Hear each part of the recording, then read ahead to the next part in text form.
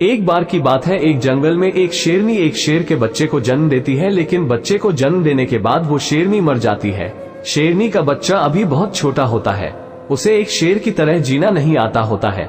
उसके पास से भेड़ों का एक झुंड निकलता है, शेरनी का बच्चा उस झुंड में शामिल हो जाता है। वो उन भेड़ों के साथ ही रहने लगता है, उसे नहीं पता होता है कि वो एक शेर है। वो भेड़ों के साथ रहते रहते खुद को भेड़ समझने लगता है, वो भी भेड़ों की तरह घास खाने लगता है। जैसे जैसे समय बीतता जाता है वो बच्चा बड़ा हो जाता है। कुछ सालों बाद वो एक बड़ा और जवान शेर बन चुका होता है, लेकिन भेड़ों के साथ रहते रहते वो खुद को भेड़ ही समझता है। बाकी भेड़ों को भी उसकी आदत हो जाती है, जिसके कारण वो उससे डरती नहीं है। फिर एक दिन उस भेड़ों के झुंड पर एक बूढ़ा शेर हमला कर देता है। ये देखकर वो सारी भेड़ें अपनी जान बचाकर भागने लगती है।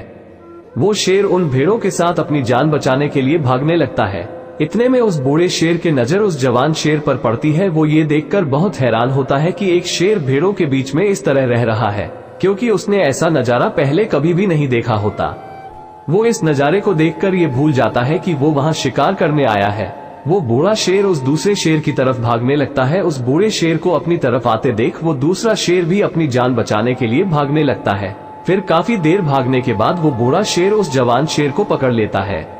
वो शेर एक भेड़ की तरफ उस बूढ़े शेर से डर रहा होता है और डरते डरते उस शेर से कहता है कि मुझे कुछ मत करना, मैं तो एक मामूली सा भेड़ हूँ। इतना सुनते ही वो बूढ़ा शेर समझ जाता है कि इसके साथ क्या हुआ है।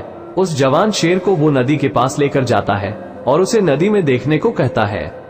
नदी का पानी बिल्कुल साफ होता है। जैसे ही वो शेर नदी में देखता है तो उसे अपना चेहरा दिखता है। अब वो बूढ़ा शेर उसे अपना चेहरा देखने को कहता है, तो वो शेर उस बूढ़े शेर की तरफ देखता है। फिर वो बूढ़ा शेर उस दूसरे शेर को अपना शरीर पानी में देखने को कहता है। वो शेर अपना शरीर पानी में देखता है। फिर वो शेर कहता है, अब तुम मेरे शरीर और चेहरे को देखो तो तुम समझ जाओगे कि मैं तुम्हें क्या समझना चाहता हूँ।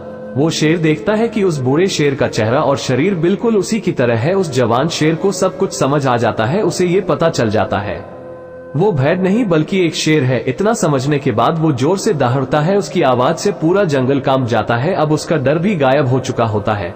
वो अपने अंदर एक अलग ही ताकत महसूस करता है।